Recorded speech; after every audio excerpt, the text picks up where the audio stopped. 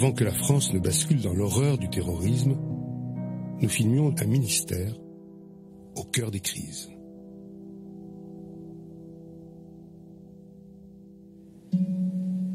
Notre histoire, celle de ce film, avait commencé à 2 pas de l'Élysée, à l'hôtel de Beauvau, un ministère à la fois familier et mystérieux, un ministère au cœur de nos vies, le ministère des commissariats, des casernes de pompiers, des gendarmeries, celui du policier au coin de la rue, mais aussi celui des préfets partout en France, celui des affaires secrètes et du renseignement, celui de la petite ou de la grande délinquance. Et depuis 6 mois, c'était un homme, Bernard Cazeneuve, qui avait la responsabilité de cette lourde charge, répondre de la sécurité des Français.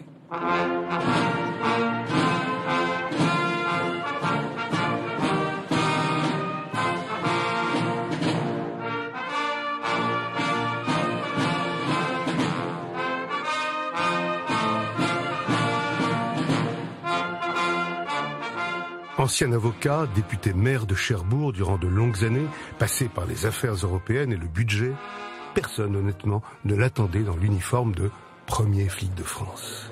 Il succédait à Manuel Valls et devenait ainsi le 42e ministre de l'Intérieur de la Ve République. Lors de la passation des pouvoirs, le Premier ministre avait insisté sur l'urgence des urgences, un dossier grave, capital, le terrorisme. Nous sommes confrontés à une menace terroriste d'un type nouveau qui appelle de notre part des approches globales et face auxquelles nous devons, toujours avec responsabilité, rigueur, créer les conditions à la fois de l'information des Français, mais aussi de l'unité nationale. En septembre 2014, 930 Français étaient impliqués dans le djihad. Beaucoup d'entre eux partaient rejoindre les théâtres de guerre en Syrie. À leur retour, certains peuvent constituer autant de bombes à retardement. Déjà à cette époque se posait l'éternel dilemme entre liberté et sécurité. Comment endiguer le phénomène terroriste sans rogner les libertés publiques ? Fallait-il, par exemple, interdire de sortir du territoire ceux qui ne sont encore que de potentiels djihadistes? Fallait-il les déchoir de leur nationalité? Criminaliser l'apologie du terrorisme? Autant de questions qui allaient provoquer de vifs débats à l'Assemblée nationale où Bernard Cazeneuve présentait son projet de loi contre le terrorisme. Vous avez passé, monsieur le ministre, 8 minutes tout à l'heure à rassurer, à vous justifier devant votre majorité pour lui expliquer que non, vous n'étiez pas en train de vous asseoir sur leurs libertés individuelles ou sur les libertés publiques. Mais nous ne vous soupçonnons pas de ça, c'est pas un procès qu'on vous fera. J'allais dire bien au contraire, faites-le, asseyez-vous de temps en temps dessus. Vous serez contraints, face à la pression des événements, à revenir dans l'urgence et après que des drames se soient produits pour adopter, comme nous le faisons aujourd'hui, les dispositions que l'opposition soutient et réclame. Lorsqu'il est proposé un amendement qui établit la déchéance de nationalité alors qu'elle existe déjà en droit français, je ne le prends pas parce que la lutte contre le terrorisme, elle ne se fait pas contre la Constitution. Il est inutile d'aller stigmatiser de manière supplémentaire quelqu'un qui n'est pas encore, qui n'a fait l'objet d'aucune procédure judiciaire. Tous ceux, belles âmes dans cette Assemblée, qui parlent de liberté d'aller et venir, je leur demande de prendre conscience que nous avons, comme je l'ai dit hier, changé de monde, que ceci est un état de guerre qui nous est imposé, qui n'est pas de notre fait, et que ce qui est en jeu, c'est la vie de nos concitoyens. On lutte contre le terrorisme pour faire en sorte que les libertés publiques, l'état de droit soient protégés et préservés des atteintes des terroristes. Donc on combat le terrorisme avec les armes de la démocratie. Une première bataille gagnée sur le terrain législatif, mais qui en annonçait une autre. Celle de la communication, espace de prédilection de cet autoproclamé État islamique. Celui-ci multipliait annonces et vidéos de propagande destinées à effrayer l'opinion publique de nos pays. Fallait-il répondre à chaque provocation, au risque d'alimenter la propagande de Daesh et de s'en faire les relais? Pour tous les ennemis de l'islam.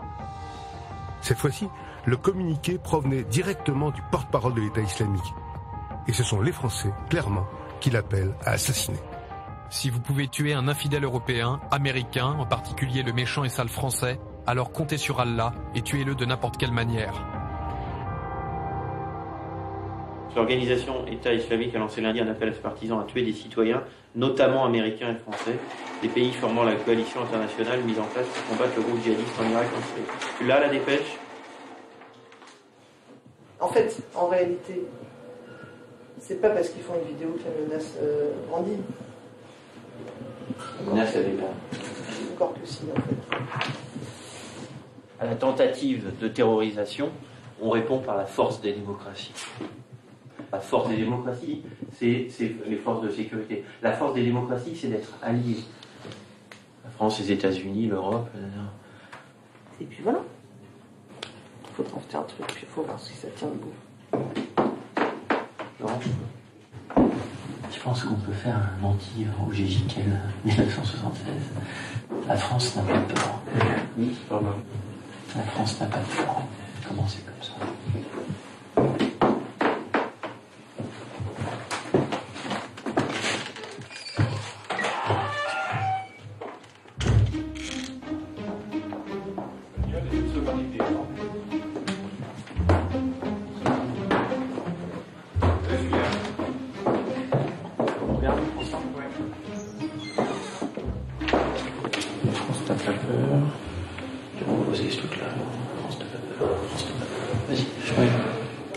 C'est qu'il ne faut pas laisser accréditer l'idée que c'est une garantie à 100%.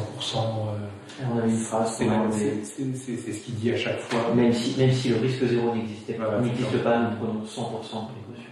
Et tu veux pas dire, deuxième phrase, la France n'a pas peur parce que nous combattons les terroristes à l'intérieur et à l'extérieur. D'accord. Merci.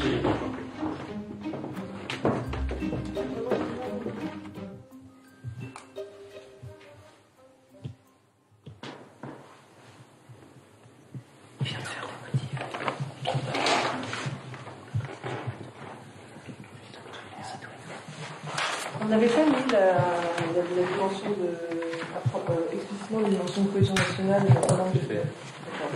Voilà ce que je propose, Kian, je vais lire comme ça vous dites ce que vous en pensez. Les terroristes de Daesh ont lancé aujourd'hui un appel au meurtre des citoyens des pays de la coalition internationale qui luttent en Irak contre la barbarie qu'ils tentent de propager. Grâce à cette loi, nos services de sécurité seront mieux armés dans le respect rigoureux des libertés publiques. Donc, le gouvernement prend et continuera à prendre toutes les mesures pour assurer la sécurité des Français. Il le fera avec sang-froid, sans se laisser impressionner par l'abjection des terroristes de Daesh.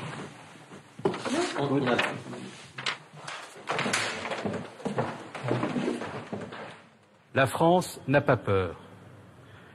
Elle n'a pas peur car ce n'est pas la première fois qu'elle se trouve menacée par des groupes terroristes qui s'attaquent aux valeurs de tolérance, d'humanisme, de respect des droits de l'homme, de la démocratie, qui sont les valeurs que porte la France à travers une histoire séculaire. Le gouvernement prend et continuera à prendre toutes les mesures pour assurer la sécurité des Français. Il le fera avec sang-froid, sans se laisser impressionner par l'abjection des terroristes de Daesh. Je vous remercie. La France n'a pas peur, c'est dit, c'est martelé. Mais au-delà de la posture, la France a-t-elle vraiment les moyens d'appréhender rapidement ceux qui reviennent du djihad? Surtout que dès le lendemain de l'annonce, 3 djihadistes aguerris rentrent de Turquie sans être nullement inquiétés.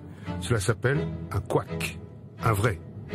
Voici l'un des 3 djihadistes français qui a décollé d'Istanbul hier.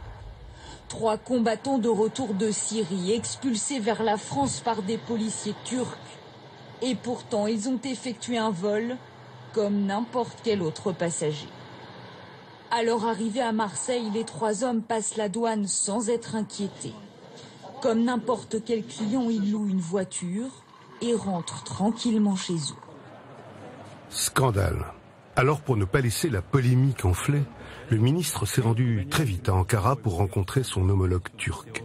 Face à ces allers-retours de combattants du djihad, il fallait pour Bernard Cazeneuve afficher une collaboration renforcée avec la Turquie, point de passage quasi obligé vers la Syrie. Car oui, pour le ministre, la sécurité des Français est aussi affaire de diplomatie. En effet, cette question des combattants étrangers concerne toute l'Europe et ses partenaires. Le G6, qui rassemble tous les ministres de l'Intérieur des principaux pays européens, était invité par Bernard Cazeneuve à se réunir à l'hôtel de Beauvau. Ah, le ministre américain n'est pas là? Il arrive un peu plus tard, vers le ministre américain. D'accord, d'accord. Il m'a dit qu'il y avait la photo. Du coup, je me demande si la photo de famille, on va pas plutôt la faire dehors que dedans. C'est plus sympa. Hein. Ah oui. Je vais voir ça avec Edith. C'est qu'ils sont pas encore atterris là. Ça commence dans 5 minutes. Ils sont pas encore atterris au Bourget. Quel canal ils doivent prendre pour leur réduction? L'objectif de ce G6, négocier la mise en place d'un contrôle renforcé des voyageurs, cela s'appelle le PNR, Passenger Name Record.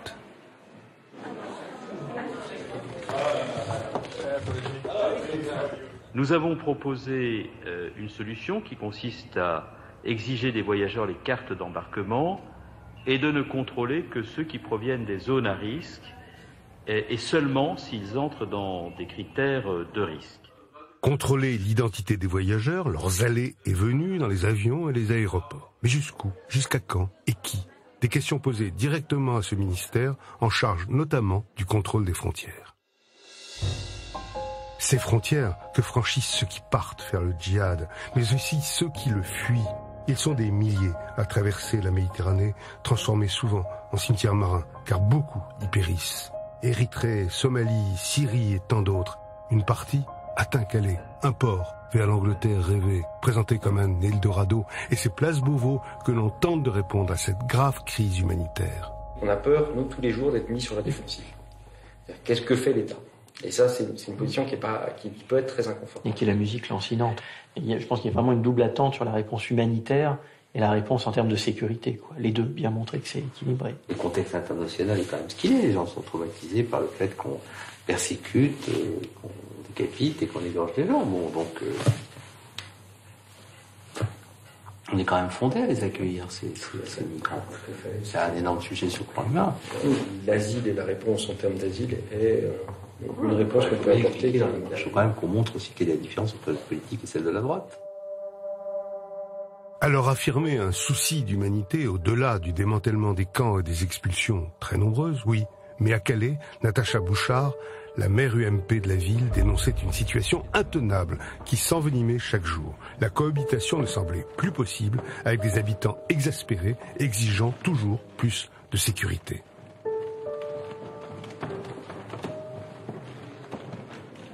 La population ne peut pas supporter cette situation, ne peut plus supporter cette situation. Il y a dans ces populations migrantes des migrants qui n'ont pas leur place, qui doivent être interpellés, qui doivent aller en centre de détention. Ça n'est pas ce qui se fait aujourd'hui, on laisse faire. Et face à cette insécurité qu'elle qualifiait de croissante, la question de la création d'un centre d'accueil de jour nommé Jules Ferry se pose afin d'éloigner les migrants du centre-ville. Alors, sur l'accueil de jour, monsieur le ministre, donc, je suis allé voir le site proposé par madame Bouchard. Il y a deux problèmes. Premièrement, c'est très proche du port. Deuxième problème, c'est que c'est un site immense, il fait 15 hectares et il est entouré de grandes pâtures. Donc il est évident que les migrants viendront s'installer autour du centre de jour, à proximité immédiate, et on ne peut pas exclure d'ailleurs qu'assez rapidement, ils s'installent à l'intérieur du centre de jour. Comment alors créer un centre d'accueil pour réfugiés sans reconstituer un autre Sangatte, ce centre de triste mémoire fermé en 2002, dont les capacités d'accueil avaient été dépassées par l'afflux de migrants. Et cela avait créé une situation humanitaire insoutenable. Il faut montrer qu'il y a une réponse équilibrée et complète. Il faut continuer de dire ce qu'on fait au niveau européen, dire oui, il y a une réponse humanitaire, il y a une réponse sécuritaire. On parle à tous. Parce que tu traites pas l'immigration comme un problème de sécurité, c'est pas vrai. C'est pas qu'un problème d'immigration. Pour les gens, un centre à Calais pour accueillir les migrants, ça fait ting, Sangatte. Oui, ça ne comprend pas. Et ça va pas solutionner. Si, mais je pense qu'il faut expliquer que ça prendra un peu de temps, que c'est pas comme ça. Et pendant qu'à Paris, au ministère, on débattait, on réfléchissait, à Calais, la tension n'en finissait pas de monter. La police, débordée, manifestait son ras-le-bol, une aubaine pour les adversaires politiques. On sait pertinemment quels sont les points d'entrée de l'immigration clandestine dans notre pays. On sait quelles sont les filières qui sont utilisées. On sait très bien qu'avec le laxisme qu'on laisse mettre en œuvre, ce sont les passeurs qui y gagnent. Et quelle est la réponse du gouvernement? Quelques dizaines de policiers supplémentaires à qui on ne donne pas d'ordre, à qui on ne donne pas de possibilité de faire leur travail. Et quoi, un assouplissement du droit d'asile? Vous croyez que c'est susceptible d'arrêter le nombre de migrants et l'aggravation du nombre de migrants à Calais? Évidemment que non. Ça fait des semaines que je vous dis qu'on va se faire avoir par tout le monde. Là, si maintenant tout le monde y va sauf moi, je préviens que ça va se passer. Je dis, il faut y aller vite. Il va y avoir un problème. Après Le Pen, d'autres vont y aller. Ça va être Et à chaque fois qu'un autre va y aller, on va dire le ministre n'y est toujours pas allé. Enfin, il faut quand même atterrir un peu. On n'est pas ici Louis XIV et les autres. Faut se rendre compte quand même de ce qu'est le contexte. Il y a un moment où il faut savoir être au bon moment, au bon endroit. Il fallait alors, pour l'intérieur, répartir les demandeurs d'asile sur tout le territoire national, renforcer la sécurité du port de Calais pour diminuer les possibilités de passage, démanteler les filières de l'immigration clandestine, augmenter de façon significative le nombre de reconduites à la frontière et négocier les contrôles au niveau européen. Puis enfin, il fallait ouvrir ce centre d'accueil de jour. Pour Bernard Cazeneuve, l'heure était venue de présenter sa feuille de route à Calais et pour Calais. La République, ce sont des traditions. C'est une exigence de rassemblement aussi lorsqu'il y a des sujets graves qui ont une dimension humanitaire et qui impliquent que les élus, l'État, sachent se rassembler pour trouver des solutions. Si nous ne parvenons pas à travailler dans la durée avec les associations, les collectivités locales, pour qu'il y ait une solution digne et durable qui soit apportée à la situation de ceux qui sont à Calais en situation de détresse, alors nous n'aurons pas rempli notre devoir d'État. Mais était-ce une solution durable pour Calais et ses habitants? Pour les migrants venus chercher refuge, pour les acteurs associatifs, pour les forces de l'ordre, pour les élus locaux? Alors que les démantèlements de filières de passeurs et les expulsions augmentaient, de nouveaux migrants arrivaient chaque jour et les tentes déjà se multipliaient autour du centre d'accueil de jour, seulement de jour. Alors jusqu'à quand cette solution allait-elle tenir? Jusqu'à quand pourrait-on éviter de nouveaux drames?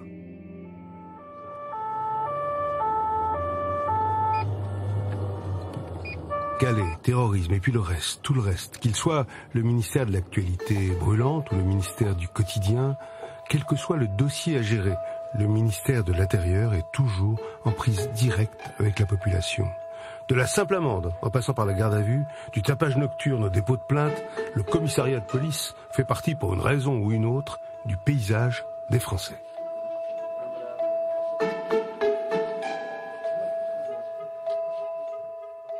Quand on a des manifestations un petit peu sensibles avec des itinéraires compliqués, des risques de casse, il faut un travail préparatoire avec tous les commerçants, avec les riverains. On travaille de relations tout ça avec se fait par eux. Voilà. Les chantiers, on voit les chantiers, on demande aux chantiers de ranger, enlever les projectiles, faire enlever les vélib. Voilà. J'allais dire, quelque part, nous sommes un service, j'allais dire, même pour les manifestants, quelque part. Et ils apprécient d'être guidés dans ce sens-là. Et au-delà de ça, avec les institutionnels, entre guillemets, qui manifestent très régulièrement, soit certaines communautés étrangères ou certains syndicats, etc., il y a des relations presque de personne à personne qui se créent. On les Crougeries depuis des années, on les connaît tous, voilà. Et donc on arrive parfois, et ce facteur humain est essentiel, parce qu'on arrive à rattraper des situations sur le terrain, parce qu'on a une confiance mutuelle, une connaissance, et presque la camaraderie, mais quelque part, c'est pas ça. Pas trop. Vous voyez, la manif pour tous. Voilà, pas trop. Cette relation de confiance, elle est très importante dans l'estime que la population porte à la police dans ce pays. Mais une manif bien organisée, les commerçants sont contents. Puis, au détour d'un couloir, Bernard Cazeneuve rencontre aussi des syndicalistes policiers qui lui font un comité d'accueil. Il n'y a pas les méchants policiers d'un côté, les autres de l'autre. Donc ceux qui... vous devez, en raison du code de déontologie, le respect aux citoyens, et c'est votre règle de conduite, c'est votre manière d'être, et les citoyens vous doivent du respect. Il faut s'occuper de ceux qui ne respectent pas le code, mais de l'autre côté aussi. Vous parlez des gens qui nous apprécient, tout le monde ne nous apprécie pas de l'autre côté de la barrière. Là aussi, il faut s'occuper de ces gens. Vous voyez ce que je veux dire? Voilà.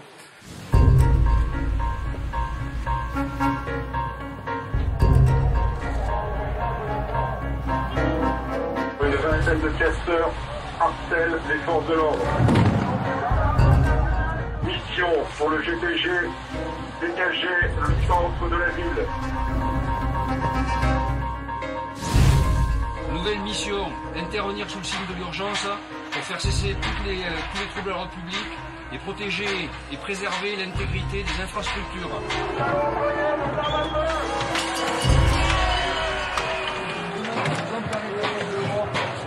De la place des justes, des bouchers, place de la loi. Interpeller également les auteurs des infractions. Parce que c'est bien pris de bonnes jambes. On est moins dans l'ambiance avec la fenêtre fermée. Hein. Oui, on sera mieux dans l'avion. On peut mieux converser. Si vous laissez votre question, il vaut mieux la fenêtre. Alors l'accoutumance au feu, au-delà de l'aspect peut-être spectaculaire dans le cadre d'un exercice, traduit vraiment une application opérationnelle. Là aussi, c'est un retour que nous font nos personnels et nos escadrons. À savoir que, sortant de stage, quand ils sont engagés et confrontés à un adversaire qui utilise des engins incendiaires, ce qui arrive, ça a été le cas au mois de septembre, notamment dans le Tarn, à l'île-sur-Tarn, les adversaires avaient des engins incendiaires. À tous les échos, Finex. On va arrêter l'exercice qui se termine. On va avoir à peu près 10 minutes d'attente, le temps que les escadrons se rassemblent place de l'Europe.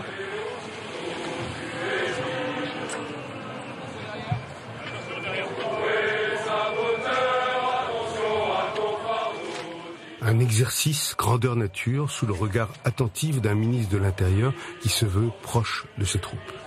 Un exercice, oui, mais bien rodé, témoignant de la maîtrise des forces de l'ordre censées être capables de contrôler des émeutes et sans bavure. Un exercice, rien qu'un exercice.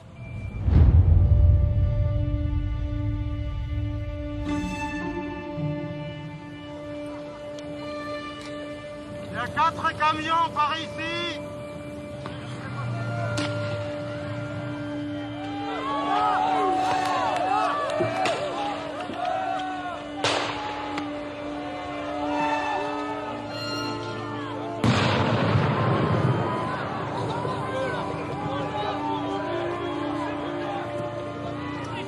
Ne nous tuez pas non plus.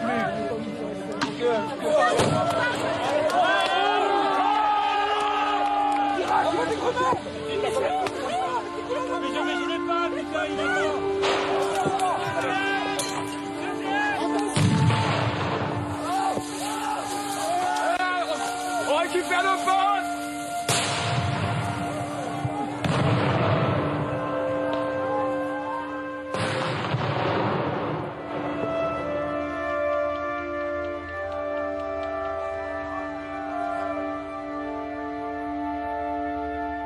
Il était 2h du matin quand le corps d'un jeune homme a été découvert sur le site du barrage de Sivins dans le Tarn. Quelques heures plus tôt, des affrontements avaient éclaté entre manifestants opposés au chantier et forces de l'ordre.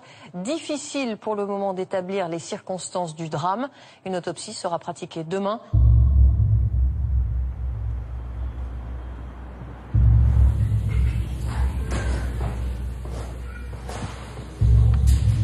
Les résultats de l'autopsie, tu penses qu'on les aura vers quelle heure?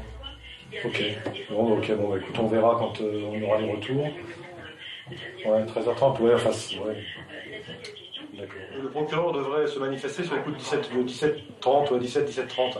Donc simplement, il faut, pour 21h, qu'on ait des éléments qui soient actualisés. En fonction des résultats, on verra ce qu'on dit.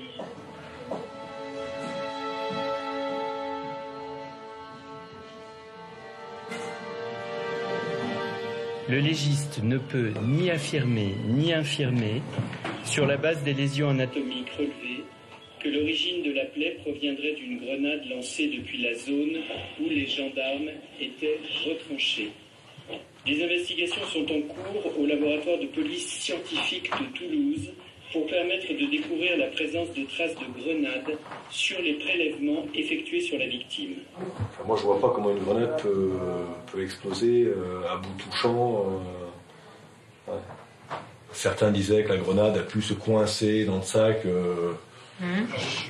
J'ai du mal à voir comment mécaniquement ça peut se passer, mais bon, après, il y a peut-être quelque chose dans le sac qui a explosé. Moi, mais en même temps, je pense qu'il faut laisser le proc.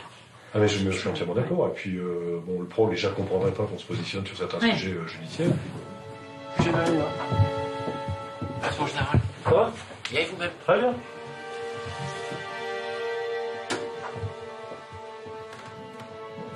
En l'état, il faut qu'on aille au bout à la fois de l'autopsie, qui est on a les premiers résultats, mais également des examens de laboratoire pour savoir ce qu'il en est vraiment. Bon, moi, j'ai eu le ministre plusieurs fois, il connaît notre souci de transparence, donc on est bien dans cette logique-là de savoir ce qui s'est passé, mais pour l'instant, on ne peut pas laisser dire que les gendarmes sont à l'origine des coups. Donc là, il faut attendre demain. Demain, on y verra un peu, on y verra clair.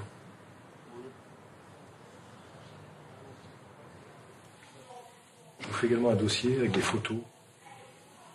On voit bien qu'il y a les écolos qui sont là dans une ambiance festive, et les gens qui viennent uniquement pour casser. Et ils viennent casser avec des instruments, des bouteilles de gaz qui sont là, qui peuvent tuer. Enfin, il faut me le donner avant ce soir. Hein.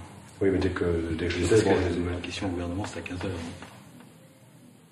D'abord, dans la continuité des propos tenus par le Premier ministre, je voudrais avoir une pensée pour le jeune Rémi Fraisse qui a perdu la vie à l'occasion des événements que l'on sait qui se sont déroulés dans la nuit de samedi à dimanche. Quand on a la responsabilité qui est la mienne dans un gouvernement et qu'on est confronté à des événements de ce type, on ressent au plus profond de soi-même une blessure et une immense compassion pour les parents, pour les amis qui sont aujourd'hui dans un incommensurable chagrin. Et cette peine, ce chagrin nous oblige. Il nous impose un devoir moral, celui de la vérité.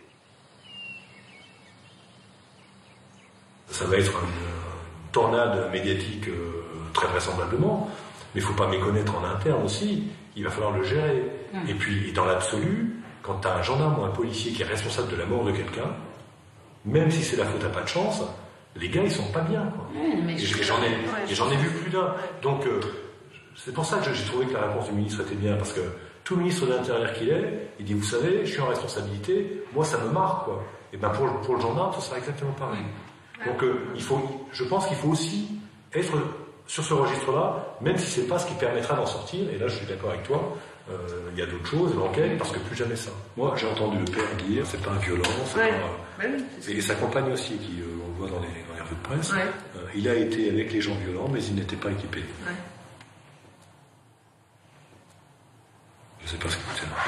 Lorsque le drame se produit le dimanche matin, on m'indique que la vérité sera possible dès le lundi. Et puis finalement, elle ne viendra que plus tard. Moi, je fais confiance à la gendarmerie et très vite, j'acquiers la conviction que c'est l'engrenage de la violence qui conduit à ce drame. Je peux vous indiquer qu'on a retrouvé des traces de TNT sur certains scellés provenant donc des effets vestimentaires de la malheureuse victime. Le TNT figure en effet dans la composition des charges des grenades lacrymogènes ou offensives utilisées par les gendarmes. Regarde les éléments déjà, c'est des choses de changer. Les petites fiches. Il peut sortir là, il est au Sénat, il peut sortir. Il peut sortir quand il veut et parler. Tu vois, déjà le journal de 18h c'est limite, mais bon, il faut quand même qu'on rédige des trucs, mais en aucun cas les 20h sans avoir parlé. Je trouve que là, nous sommes face à une affaire d'État. Je pense qu'on est face à une situation qui est pour moi absolument intolérable et qui va finir par être une tâche indélébile sur l'action de ce gouvernement. Aujourd'hui, il est évident que le ministre de l'Intérieur a la responsabilité de cette situation. Sivins n'est pas l'Irak et je ne comprends pas que des forces de l'ordre républicaines aient utilisé des armes militaires. Je rappelle que depuis 1977, il n'y avait pas eu de mort dans une manifestation écolo. Depuis 1986 et Malik Oussekine, il n'y avait pas eu de mort dans une manifestation. Il y a une responsabilité politique, donc Cazeneuve doit démissionner. Si quelqu'un doit démissionner aujourd'hui, c'est lui.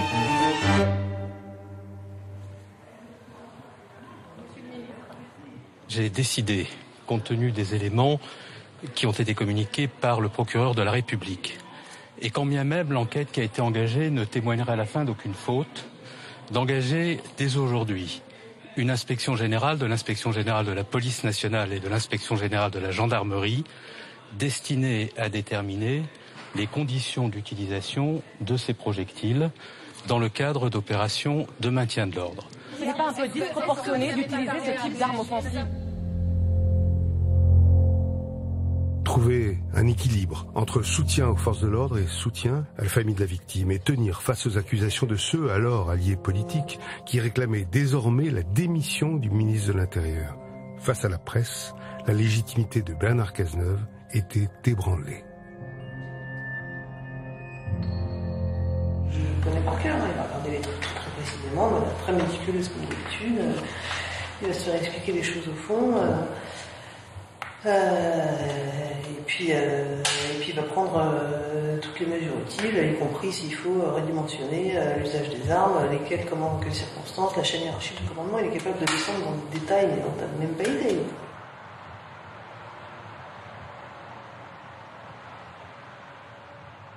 Les violences, il faut les qualifier. Enfin, moi, pour eux, les 56 policiers blessés, ça vaut rien. La violence contre les policiers est légitime. Non, mais ça, c'est vrai. Donc, voilà, un énorme sujet. On est, voilà, dans le pathos. Moi, je suis pas comme ça. Mais pas du tout. J'ai pas l'intention de me cacher que je suis pas comme ça. Et je suis tout à fait prêt à assumer d'aller à contre-courant. C'est quand même grave. Mets-toi à ma place. On t'accuse d'être responsable de la mort d'un jeune. Et tu dis rien. Ce prétexte, ministre de l'Intérieur, tu regardes tout ça de haut sans te défendre. En plus, qui va prendre ma défense? Qui? Et tous ces groupuscules, ils les ont condamnés, qui font de la violence, qui engendrent de la violence, ils ont eu un mot? Ils ont eu un mot pour les appeler au cas? Où est leur responsabilité? Où est leur éthique? C'est quoi ces gens-là? Il faut le dire, tout ça. Ben, franchement. Donc la politique, ça consiste à ne jamais dire des vérités. C'est pas ma conception.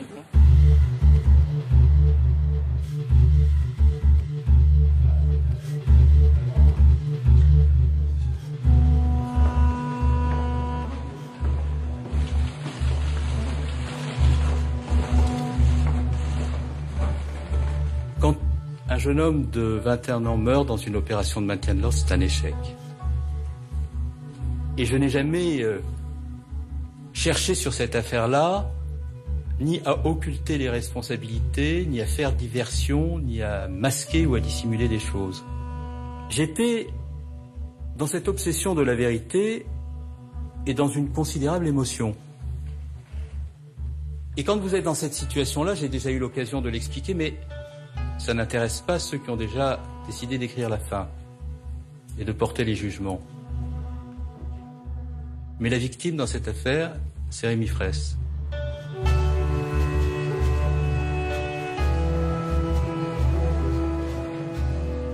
L'idée de présenter votre démission au chef de l'État vous a traversé l'esprit? Jamais. Jamais. Non. Le chef de l'État et le Premier ministre savent que moi, je suis là pour servir. Que je n'ai pas d'objectif pour après, que je n'ai pas de carrière personnelle, que après mon passage aux côtés du président de la République dans ses fonctions, je n'ai pas d'objectif pour après. Donc ils le savent, ils savent très bien que je suis un serviteur de l'État. Et une fois la tempête passée, il faut continuer d'incarner l'État, au quotidien, partout. C'est un combat pour sauver des vies, c'est un combat pour éviter de nouveaux dangers, c'est une course contre la montre. Des catastrophes climatiques à l'insécurité routière, de l'avion qui s'écrase, à l'enlèvement d'enfants, des vols au trafic en tout genre, le ministre se doit d'être partout. On voit bien nos caméras ici dans le centre. Bon. Moi, c'est tout ce que j'ai à demander, donc je le demande droit au but, je ne fais pas de détour. pour ça. Le ministre de l'Intérieur, ministre de l'Urgence, se doit d'incarner l'ordre et la sécurité. Il doit soutenir ses troupes tout en rassurant les citoyens. Bonjour, monsieur le ministre. Bonjour. Ça va? Très bien. Nous avons le souci de l'égalité des Français face à la politique de sécurité. C'est un droit pour tous et par conséquent un devoir pour mon ministère d'être en situation d'assurer la sécurité pour tous en tout point du territoire national.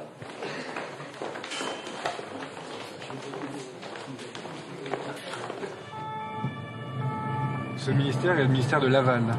Il est là pour gérer toutes les crises que les autres n'ont pas réussi à gérer avant nous. Tous les dossiers qui merdent, d'une manière ou d'une autre, une route qui est mal faite et qui provoque un accident, c'est pas de la faute du ministère de l'Intérieur si la route est mal faite. C'est pas cette administration-là, sauf qu'il y a un accident et c'est le ministère de l'Intérieur qui doit sauver les gens, qui doit envoyer les secours, qui doit coordonner la réponse, qui doit parler aux familles souvent, enfin voilà. Un barrage qui pose problème et qui est contesté, c'est pas le ministère de l'Intérieur qui a pris la décision du barrage et qui fait les négociations avec les parties prenantes. Sauf que quand ça merde, c'est le ministère de l'Intérieur qui envoie ses gendarmes et qui doit faire face. Bon. Un conflit qui n'est pas réglé depuis 70 ans en Palestine provoque en 2014 des manifestations monstres dans Paris, boulevard Barbès. C'est chez nous que ça tombe. Et chez nous, la responsabilité qui est engagée, c'est celle du ministre de l'Intérieur et du préfet de police de Paris.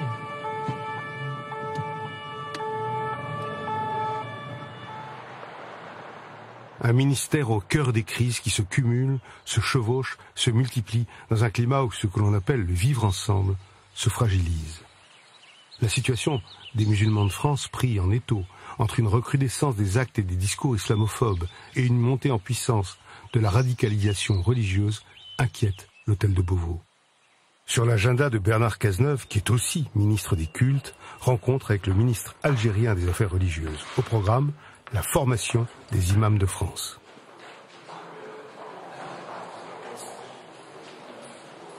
La laïcité en France, c'est la possibilité de croire ou de ne pas croire, pour ceux qui croient de choisir en conscience leur religion dans le respect des valeurs de la République, avec une transcendance de la République par rapport aux religions en tant que notre maison commune qui permet à chacun librement, en conscience, de faire ses choix personnels et religieux. Pour nous, c'est très important qu'il y ait une bonne compréhension de la part de tous les représentants des cultes de ce qu'est cette particularité française, surtout dans un contexte où il peut y avoir des tensions. Il faut vivre sa religiosité, mais se sentir républicain en même temps. Vivre sa religiosité et ressentir ses obligations envers la société. Parce que le problème, c'est la radicalisation actuellement. La pratique de la langue est la porte d'entrée vers la radicalisation qui s'accompagne généralement d'une ignorance totale de ce qu'est le Coran, son esprit, son texte, etc. Total. Nous allons ouvrir notre faculté de sciences islamiques, spécialité imama. Nous serons disposés à octroyer quand même des bourses pour ceux que vous jugez utile de former. L'idéal serait l'Institut, en lien avec l'université française et l'université algérienne. Un pont entre l'université française et l'université algérienne serait excellent. Je crois que nous allons quand même endiguer, canaliser, prendre en charge la vie culturelle en France. Ça veut dire qu'il faut construire une stratégie, parce que nous n'en sommes pas là. C'est une stratégie. Nous ne sommes pas là du tout. La laïcité, c'est pas une déclaration de guerre contre les religions. C'est encore moins une déclaration de guerre à l'encontre d'une religion. La laïcité, c'est un principe républicain inclusif. Pour consolider cette collaboration, le ministre avait rendez-vous à Alger. Mais avant de rencontrer de nouveau les autorités du pays, la délégation française se réunissait à l'ambassade de France. L'approche algérienne est une approche qui consiste à faire de la Grande Mosquée de Paris le lieu référent de formation des imams en France et en Europe. Et donc, avant de mettre en place une structure de ce type en France, sauf les idées qu'on ne traite qu'avec les Algériens sans parler aux autres, ça serait très compliqué. Il existe quand même aujourd'hui des interlocuteurs, on les voit dans la région, qui disent, mais attendez, entre l'influence des Turcs, des Marocains et des Algériens, il y a nous. Il y a nous qui ne supportons plus, nous, les musulmans de France, qui ne supportons plus, même sur les origines, mais qui ne supportent plus d'abord ces influences. Je pense qu'on est dans une sorte de période intermédiaire entre la période des musulmans qui se sont déracinés et installés et une masse musulmane française, née en France, de culture française, sécularisée. Donc, moi, ce que je proposerais, c'est qu'il faut nouer des relations entre nos meilleures universités et les meilleures universités de chaque pays, autour des principes définis par Mohamed Issa et nous. Qu'on le fasse avec le Maroc, qu'on le fasse avec la Turquie, si c'est possible. Et je pense que là, on a une fenêtre de tir qui est unique. C'est la première fois depuis l'indépendance où un ministre du culte tient des propos de ce genre. C'est dire qu'ils ont pris la mesure du danger salafiste et qu'il y a quelqu'un qui s'en charge. On a besoin d'avoir des représentants du culte musulman et des Français de confession musulmane qui disent à la fois l'attachement qu'ils ont à leur religion et l'attachement qu'ils ont à la République, et qui apportent la démonstration que ces deux fidélités ne sont pas incompatibles. Au contraire, qu'il y a une immense majorité, pour ne pas dire la quasi-totalité des Français de confession musulmane qui entendent pratiquer leur culte en France dans le respect scrupuleux de ce que sont les valeurs de la République. La grand-mère, elle est tout à fait au bout.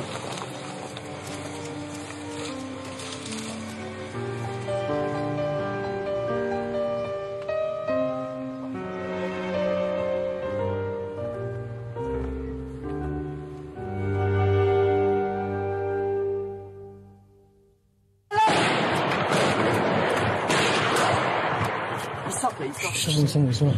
Les deux.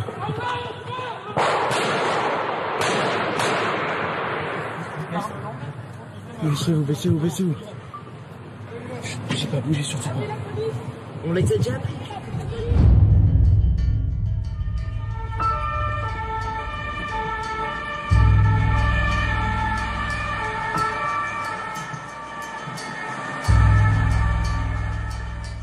J'apprends quelques minutes après ces crimes abjects qui se sont produits et je me rends immédiatement au siège de Charlie Hebdo, après avoir prévenu le président de la République et le Premier ministre de ce qui vient de se passer.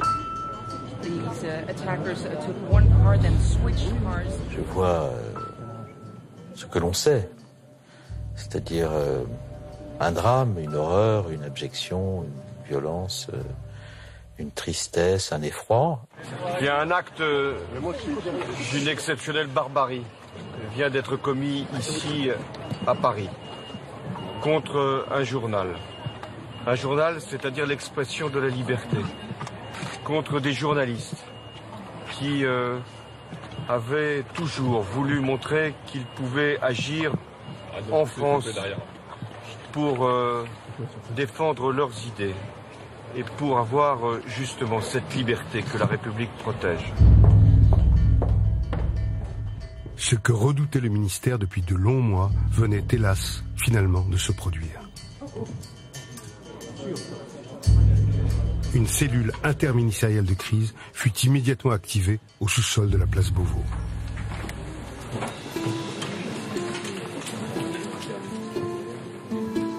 Sous la présidence de Bernard Cazeneuve, il fallait évaluer au plus vite les mesures du plan Vigipirate, alerte, attentat. En ce qui concerne Vigipirate, il a été pris en compte toutes les directives données sur des points sensibles comme les sites nucléaires. Sur 57 personnes impliquées en dehors des urgences absolues et relatives, 40 ont été pris en charge par les cellules d'urgence médico-psychologique. On a d'ores et déjà prévu 2 autres établissements en cas de nouvel attentat à court terme. La cellule de crise du parquet de Paris a été actionnée. 50 unités de CRS, 150 autres militaires arriveront demain matin. Donc au total 2550 policiers, la préfecture de police. Quand savez-vous qu'il s'agit des frères Kouachi? À quel moment vous apprenez leur identité? 4-5 heures après que leur crime a été commis, puisqu'ils sont partis en laissant un certain nombre de pièces qui permettent de les identifier.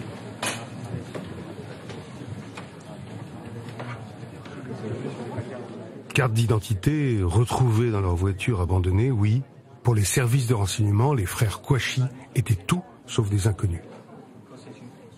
Mais depuis quelque temps, faute de preuves, on ne les surveillait plus.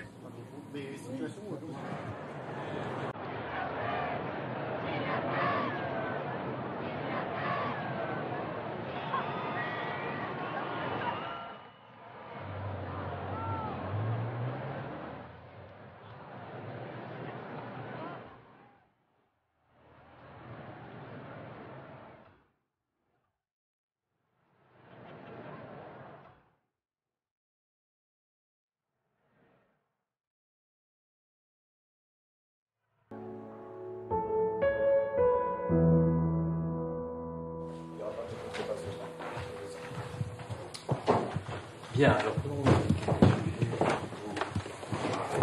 pour aller vite, c'est que l'idée ce soir, je fasse une sortie pour aller faire le tour des rédactions. Au Monde, à la Libération, au Parisien et au Figaro. On sécurise les rédactions, ils sont inquiets aussi. Ils sont inquiets aussi, je pense que c'est. Ils ont tous appelé. Ok. Faisons ainsi.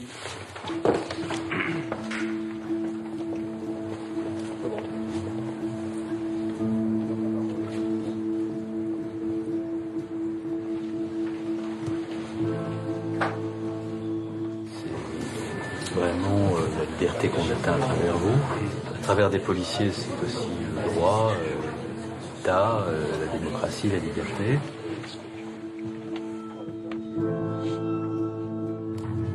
Pendant que le ministre faisait la tournée des rédactions, à Reims, la police perquisitionnait le dernier domicile connu de l'un des frères Kouachi. En vain. On en est où là sur l'enquête sur les auteurs, parce qu'il y a eu deux, trois petites informations.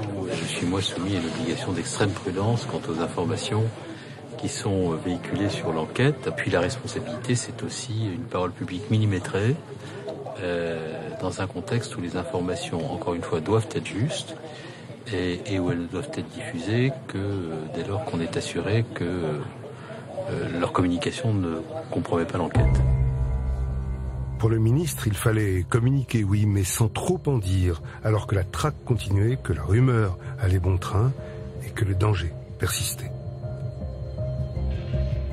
Retour tardif à l'hôtel de Beauvau, cette nuit serait courte, très courte. Le lendemain matin, une policière municipale était tuée à Montrouge. Y avait-il un lien avec les frères Kouachi? Devait-on craindre d'autres attentats? Pour le ministre, il fallait alors répondre sans éluder, informer sans inquiéter.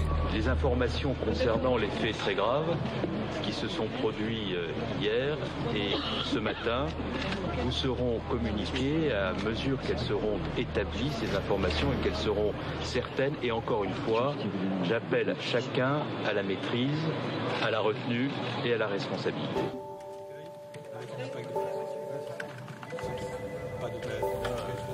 Ici, dans la salle dite « Situation », devant ces dizaines d'écrans, sont concentrés tous les services de l'État, les préfectures, les services de renseignement, la police, la gendarmerie, les pompiers et les différents représentants des ministères. Ils centralisent l'ensemble des informations qui remontent du terrain.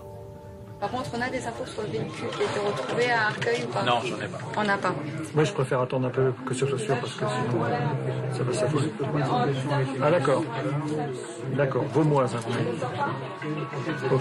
Merci. Nos deux individus là qu'on recherche actuellement, là qu'on a vu sur la carte, ouais, ils ont été vus apparemment. C'est une info gendarmerie. L'hélico seront sur place dans l'Oise à Vaumoise. On fait décoller un hélicoptère avec tireur d'élite à bord pour ce véhicule. Ouais, donc effectivement, je confirme, il se dirigerait vers Paris. Hein, et donc c'est bien les deux individus auteurs de la fusillade. Et ils sont ils ont été localisés du côté de Villers-Cotterêts en direction de Paris. Les deux bus, le véhicule qui a été repéré, que les gendarmes suivent là pour le moment. D'une info non recoupée d'ici CRS, leur cible, ce serait le siège de la DGSI. Tu veux m'attaquer? Viens, avec la DGSI. Non, l'information était infondée, démentie par cet agent de la DGSI au visage flouté. Ce type de rumeur abondait, et toutes devaient être prises au sérieux, mais surtout être toutes vérifiées. Je crois qu'il faut rester calme surtout. Je vais donner une info dans sa décision, je reviens. En salle décision, en temps réel, on continuait à faire état de la situation dans le pays et des violences islamophobes nombreuses. À Villefranche-sur-Saône, ce matin, à 5h30, une explosion s'est produite dans un restaurant contigu à la mosquée. Il n'y a pas eu de blessés, 8 personnes ont été évacuées. À Witzwiller, des tags ont été découverts sur les murs de la mosquée. À Poitiers, des tags islamophobes ont été découverts sur les murs de la mosquée. À Port-la-Nouvelle, 2 tirs de petit calibre ont été effectués sur le lieu de culte musulman. À Caron, dans le Vaucluse, le véhicule d'un résident de confession musulmane a fait l'objet de 3 tirs. Il faut être extrêmement attentif aux manifestations, y compris de niveau de sensibilité plus faible, ou d'intensité plus faible que les faits dont nous venons de parler, qui dans un contexte de très grande sensibilité de l'opinion publique sont susceptibles d'appeler des réactions. Merci à tous.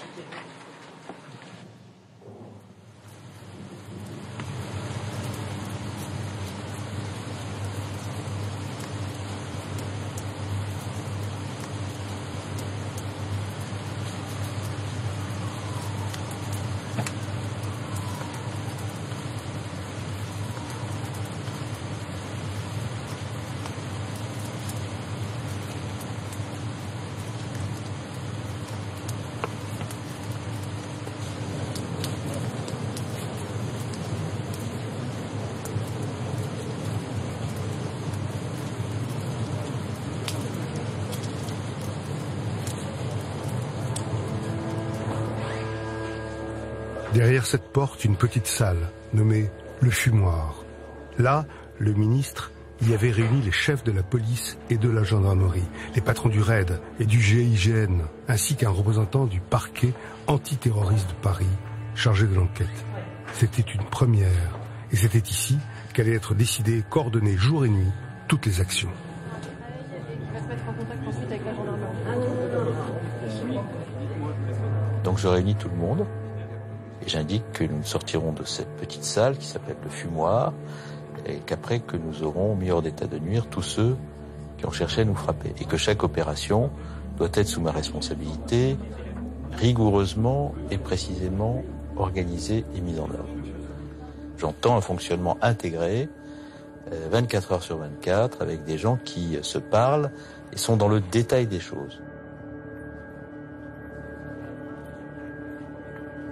Ce sont bien les deux de Charlie Hebdo qui ont été vus à 12h15 dans un magasin, dans une station-service, dans laquelle ils sont entrés pour chercher à bouffer. Il n'y avait pas d'argent, ils sont rentrés là-dedans armés, ils ont pris la nourriture, ils sont partis. Oui, avec la Kalachnikov en bandoulière. Et on est sûr que c'est tout. Enfin, on est au moins certain qu'ils ne se cachent plus. Je ne comprends pas, on peut prendre des mesures d'interdiction de circulation dans ce périmètre. On peut établir quasiment un couvre-feu. Bon, à part la RN2, les autres sont quand même des axes qui sont tenables, contrôlables. Il va faire bouger toutes les forces police à beau repère à 14h15. 14h15. D'accord. Ok. Et pour essayer de faire un ratissage de l'est vers l'ouest. C'est ce qui est demandé. En gros, ça fait un triangle. D'accord. En gros, ça fait la T213 est là. Oui. D'accord. Le triangle en question fouille comme ceci. Oui. Ici, c'est RAID. Ici, oui. c'est GI. Okay. L'axe de séparation, c'est la D973. D'accord. Que je vous ai envoyé sur le plan que vous avez j'ai vu.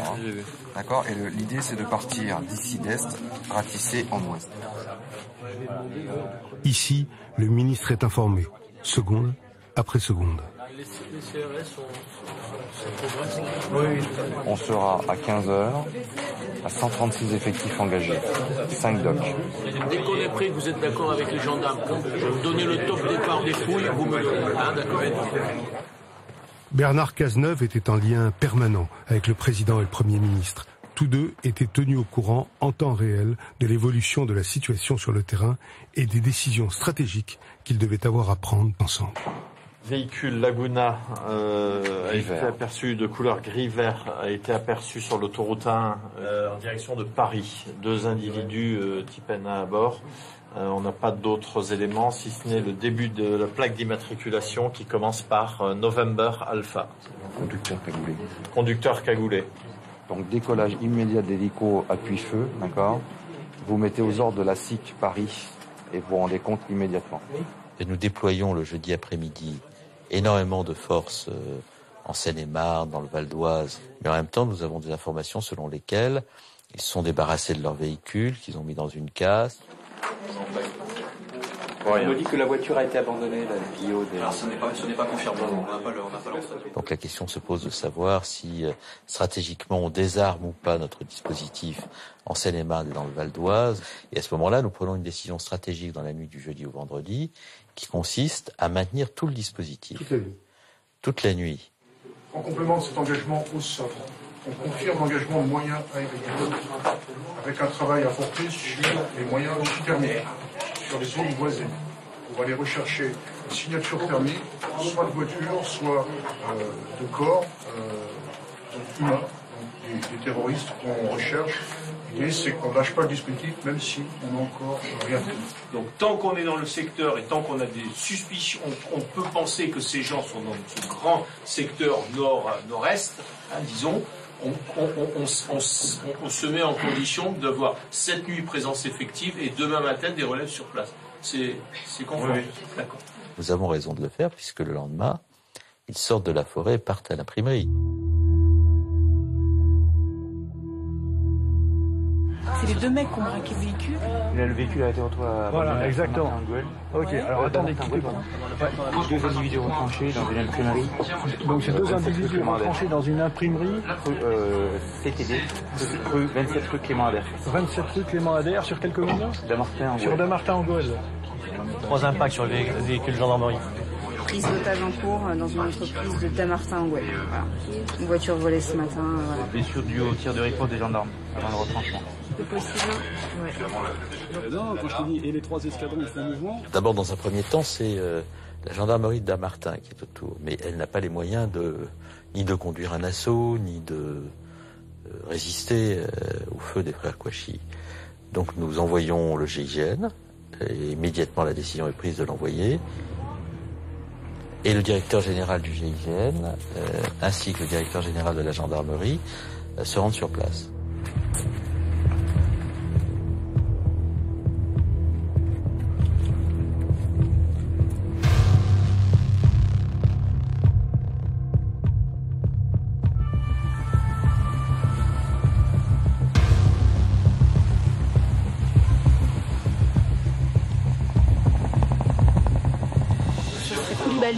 Le mec de Montrouge.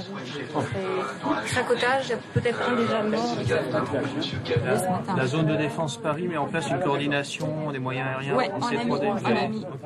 Le vendredi en début d'après-midi se passe le drame de l'Hypercacher, et moi j'acquiers la conviction que l'assaut doit être donné simultanément dans les deux lieux. Je vous appuie ici au cas où les mecs sortiraient. Parce que peut-être qu'ils pourront sortir.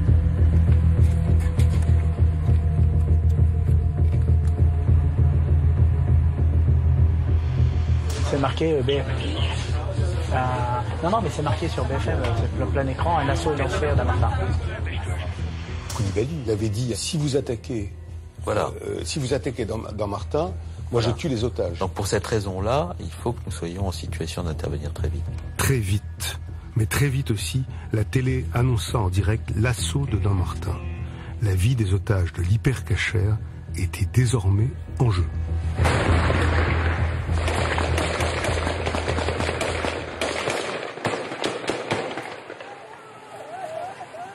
Ils sont neutralisés, et à partir de ce moment-là, l'instruction de l'assaut est donnée à l'épicerie Hypercacher.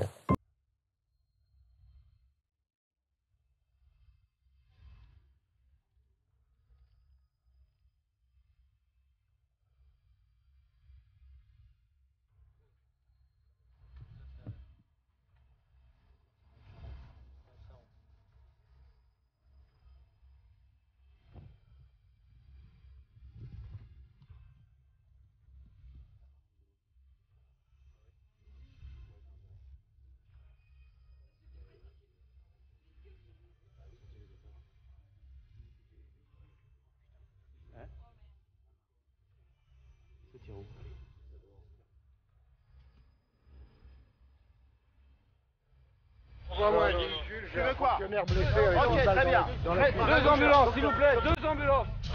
Poussez-vous les gars. On fait quoi? On va où? Ok.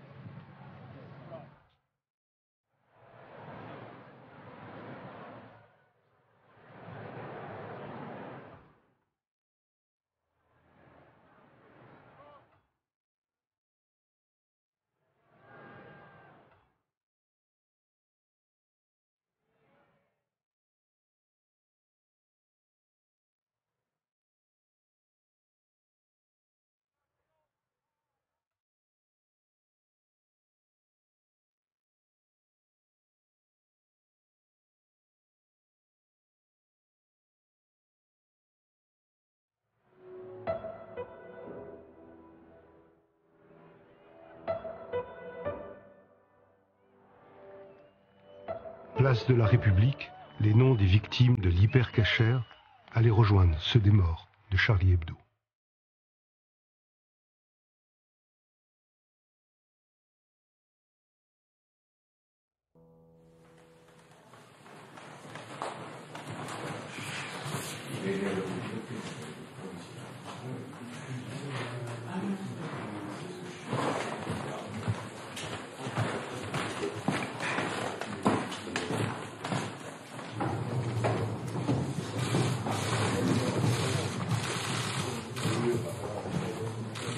Bien, mesdames, messieurs, la manifestation qui se déroulera demain, dimanche 11 janvier, dans les rues de Paris, sera exceptionnelle à plusieurs titres. En raison d'abord de sa portée hautement symbolique, puisqu'elle constituera un hommage rendu aux 17 victimes tombées sous les balles des terroristes depuis mercredi dernier. Les Français voudront saluer la mémoire des journalistes et des membres de l'équipe de Charlie Hebdo, des policiers nationaux et municipaux victimes du devoir, des otages exécutés par leurs ravisseurs qui les a pris pour cible de sa haine antisémite. Les plus hautes autorités de l'État, le président de la République et le Premier ministre, ainsi que plusieurs chefs d'État et de gouvernements étrangers, participeront à cette manifestation. Ce sont des moyens exceptionnels que nous prenons pour assurer le bon déroulement d'une manifestation qui doit permettre, dans le recueillement, à tous les Français qui souhaitent s'y rendre, de penser à ceux qui ont perdu leur vie, assassinés par le terrorisme. Après tous ces événements, il y a cette marche. Et je me dis, nous allons avoir plusieurs centaines de milliers de personnes dans les rues de Paris, dans un contexte de risque terroriste élevé, avec 60 chefs d'État et de gouvernement. C'est un peu anxiogène, malgré tout.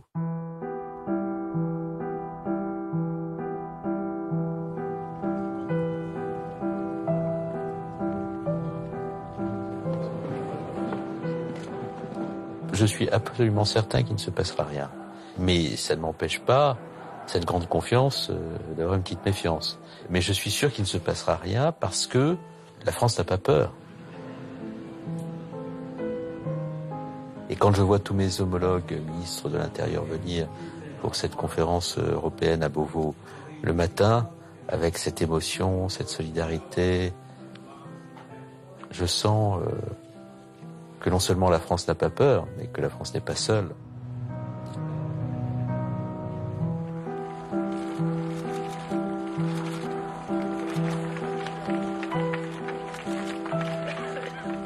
Et ainsi, des millions de citoyens ont défilé dans les rues de Paris comme d'autres, si nombreux, l'ont fait ailleurs en France. Est-ce qu'on peut rattraper une caméra entre le cirque d'hiver et la Bastille? Des citoyens qui sont venus dire leur amour de la liberté et de la République qui la garantit et la protège. Une immense foule venue communier ensemble et se souvenir des morts, ceux d'une semaine tragique. Réseau signale 17h05, porte d'Auteuil, elle a été vue la voiture. On fait une filature, mais on n'interpelle surtout pas. Hein. Il est piégémique. Vous voyez, 12 c'est y parler. Une marche républicaine, la plus grande de l'histoire du pays qui s'est déroulée sans incident, dans le calme, sous le regard attentif des milliers de caméras de surveillance de la préfecture de police. Des caméras qui scrutaient, dévisageaient de près, de très près. Mais ce jour-là, honnêtement, personne n'y songeait. Et tous applaudissaient. C'était une première, la police.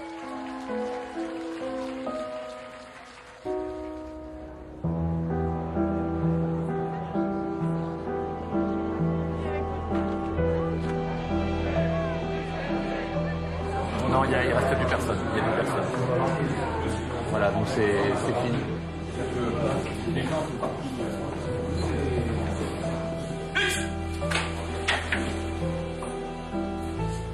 Nous avons été, le président de la République, le Premier ministre et moi-même, extrêmement fiers de voir les Français applaudir à l'évocation de vos missions lorsque vous passiez dans les rues. Je peux vous dire qu'il y a dans le pays une immense reconnaissance pour le travail que vous avez accompli, pour le courage dont vous avez fait montre, pour la détermination qui a été la vôtre et qui montre que la République est plus forte que ceux qui veulent l'atteindre dans ses fondements. Bravo à vous. Bravo.